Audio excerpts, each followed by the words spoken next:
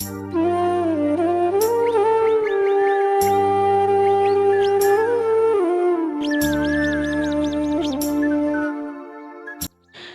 সকাল বন্ধুরা, কেমন আছো তোমরা সবাই? আশা করছি যে যেখানে আছো সবাই খুব ভালো আছো, সুস্থ আছো। আমি টুকুন লাইফস্টাইলে আবারও একটা নতুন ব্লগে তোমাদের অনেক অনেক স্বাগত, ভালোবাসা জানিয়ে তোমাদের সবাইকে সঙ্গে নিয়ে আজকের ভিডিওটা শুরু করছি। আজকে দেখো রান্নাঘর থেকে ভিডিওটা শুরু করছি। শরীরটা ভীষণ খারাপ, সকালবেলায় কিছুতে উঠতে পারছিলাম না, এতটাই শরীর খারাপ লাগছিল। তো শুয়ে থাকলে তো হবে না, বাসি কাজগুলো করতে হবে, আর সকালে টিফিন করা আছে সবচেয়ে বড় কাজ, সেটা তো আমাকে করতেই হবে। তার জন্য কষ্ট করে ওপরে এলাম, উঠে এসে রান্নাঘরটা পরিষ্কার করে নিলাম। তারপরে রান্নাঘরটা দেখো ঝাড় দিয়ে নিচ্ছি। অন্যদিন রান্নাঘরটা পুছে তারপরে রান্নাবান্না করি, আজকে না একদমই পাচ্ছি না, তার জন্য রান্নাঘরটা ঝাড় দিয়ে নিলাম। তো এবার সকালের টিফিনটা করে নেবো। তোমাদের দাদা ভাইয়ের টিফিনটা করে দিতে হবে টাইমের ভিতরে, না হলে আবার দাদাভাই টিফিন পাবে না। তো দাদাভাই চলে গেল অফিস, আর আমি চলে এলাম নিচের ঘরে কাজ করতে। সত্যি কথা বলতে এতটাই কষ্ট হচ্ছে, কোনো কাজই করতে ইচ্ছা করছে না, মনে হচ্ছে একটু শুই। তো শুয়েছিলাম 10-15 মিনিট মতো, একটু শুয়েছিলাম দাদাভাই চলে যাওয়ার পরে। তারপরে ভাবলাম শুয়ে থাকলে তো হবে না, কাজগুলো আমাকে করতে হবে, কেউ তো করে দেবে না। আর দুষ্টটা এখন স্কুলে আছে, এখন এই ফাঁকে যদি আমি কষ্ট করে কাজগুলো না করি, দুষ্টটা চলে এলে আর একদমই করতে পারবো না, ওর পিছনে আবার টাইম দিতে হবে। তো কষ্ট করে দেখো বিছানাটা গুছিয়ে নিলাম। কথায় আছে না, সংসারে মেয়েদের শরীর খারাপের কোনো মূল্য নেই, আছে শুধু কাজের মূল্য। তো যতই শরীর খারাপ থাকুক, তোমার তাতে কোনো কারোর কষ্ট হবে না, তোমাকে সবাই দেখবে তুমি কাজ কতটা করেছো, তাই না?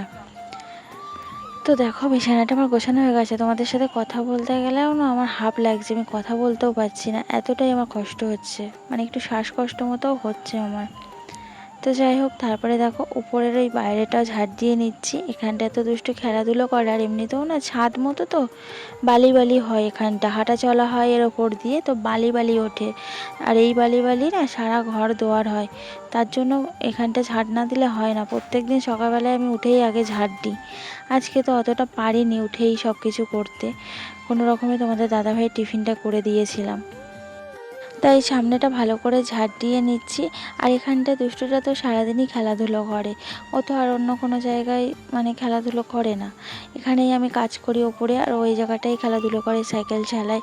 তো ঝাড়পাট দেওয়া সব কিন্তু আমার পুরো বাড়ি কমপ্লিট হয়ে গেছে। আমি এবার চলে এলাম ঘর পুছতে, সিঁড়িগুলো ভালো করে পুছে নিচ্ছি। ওপরে ঘরেও আমার পোছা হয়ে গেছে, আর এবার নিচের ঘরটা বাকি আছে, ওটা পুছে নেবো। তো এই শরীর খারাপের মধ্যেও দেখো আমাকে কিন্তু সংসারের সমস্ত কাজ করতে হচ্ছে। শরীর খারাপ বলে পাচ্ছি না বলে কিন্তু আমার সংসারের কাজ থেকে কোনো ছুটি নেই, আমাকে কিন্তু সব কিছুই করতে হবে। দুষ্টুকে স্কুলে পাঠিয়েছি, এখন চিন্তা করছি ওকে কিভাবে আনতে যাব।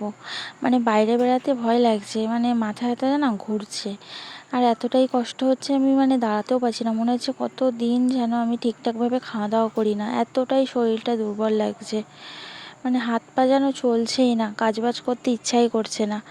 তো ঘর দোয়ার পোছা হয়ে গেছে, এবার রান্নার জল আনতে যাচ্ছি, রান্না খাওয়া দুটোই। ব্যাগের মধ্যে যে বোতলগুলো আছে ওগুলো খাওয়ার জল, আর বালতিটাতে রান্নার জল নিয়ে আসি। তো এই পুরো একদম নিচ থেকে ওপরতলায় তুললাম। এই কাজটা করতে আমার ভীষণই কষ্ট হয়, কারণ অনেকটাই কষ্টের কাজ। ওপরে কাজ করার সময় ভাতটা বসিয়ে দিয়েছিলাম, কারণ আস্তে আস্তে করে আমার সব কাজগুলো করতে হবে। তারপরে জল আনতে গেছিলাম, তো এসে দেখি ভাতটা হয়ে গেছে। তো ভাতটা আবার আমি ফ্যান গালতে দিচ্ছি, এখন ফ্যানটা গালতে দিয়ে আমি যাব সবজি পাতি কাটতে। আর এদিকে এই যে দুষ্টুটা খেলা করছে, তো জায়ের মেয়ে এসেছে, ওর সাথে এখন খেলা করছে। পড়তে বসালাম তো বসবে না, আর খেলার তো সময়ও পায় না, এই একা একাই তো সব সময় থাকে, আর এই যখন আসে তখন এর সাথেই খেলা করে।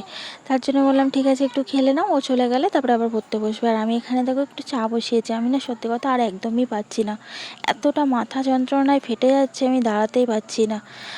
তার জন্য ভাবলাম যে দেখি একটু চা করে খেয়ে দেখি যদি মাথা যন্ত্রণাটা একটু কমে। এখনও তো কাজ বাকি, তো দেখছো মুখটুকের অবস্থা, একদম ভালো লাগছে না কিছু। তারপরে এই যে বসে পড়েছি সবজি কাটতে, তো সবজিগুলো কেটে নিই।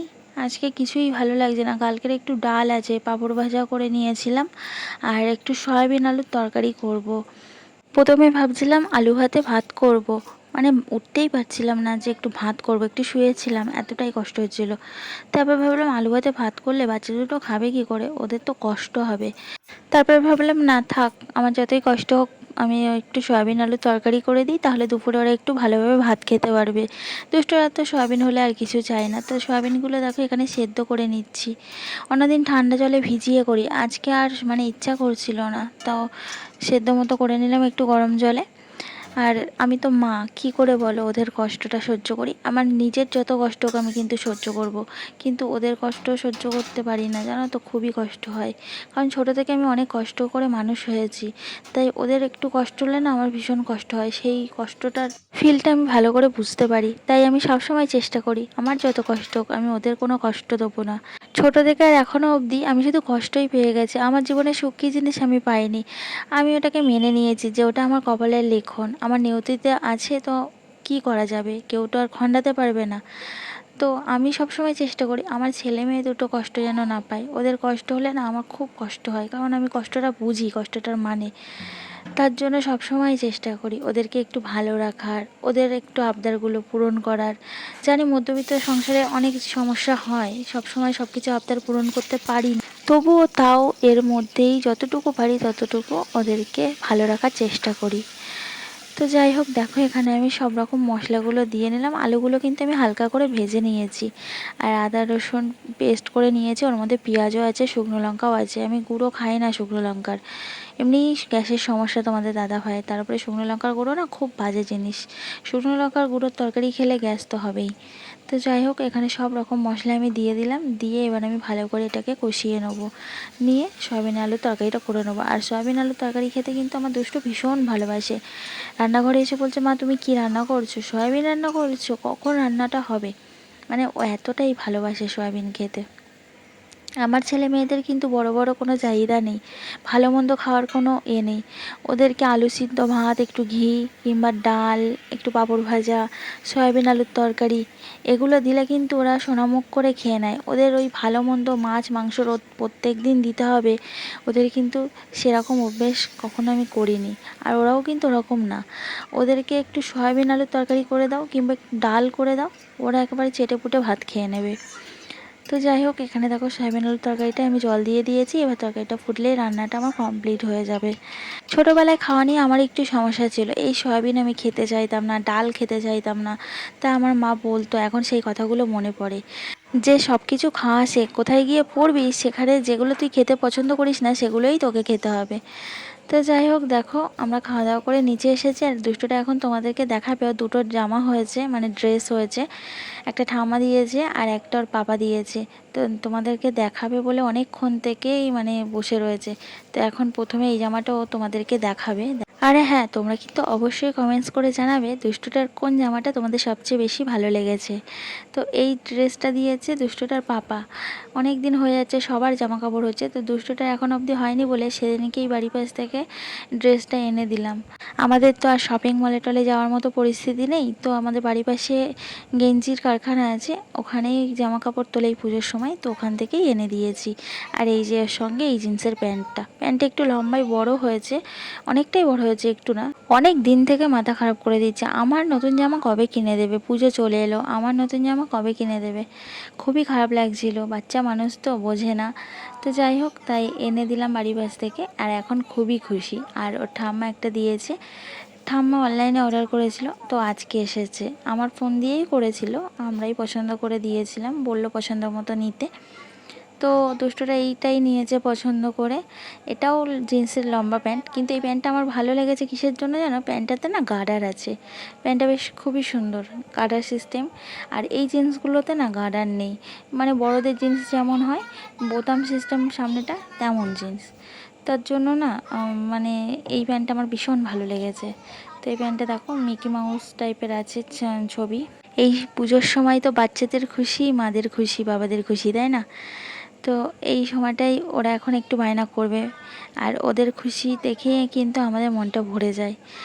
তো যাই হোক, কেমন হয়েছে জানিও। এই যে দুটো ড্রেস আপাতত হয়েছে, আর এখনও আর দুটো হবে দুষ্টুটার। তো যাই হোক, চলো ভিডিওটা আজকের মতো এখানেই রাখছি। দেখা হচ্ছে তোমাদের সাথে আবার কালকে নতুন একটা ভিডিওতে। ততক্ষণ অবধি তোমরা কিন্তু ভালো থাকবে, সুস্থ থাকবে। আর ভিডিওটা দেখে যদি ভালো লাগে লাইক করে দিও, আর যদি খুবই ভালো লাগে চ্যানেলটা সাবস্ক্রাইব করে আমার পাশে থেকো, আর কমেন্টস করে জানিও আজকের ব্লগটা তোমাদের কেমন লাগলো। আজকে হয়তো তেমন ভালো ব্লগটা হয়নি, কারণ শরীরটা খারাপ তো ঠিকঠাক করে ভিডিওটা করতে পারিনি। তো যদি ভালো লেগে থাকে কমেন্টস করো। সবাই ভালো থেকো।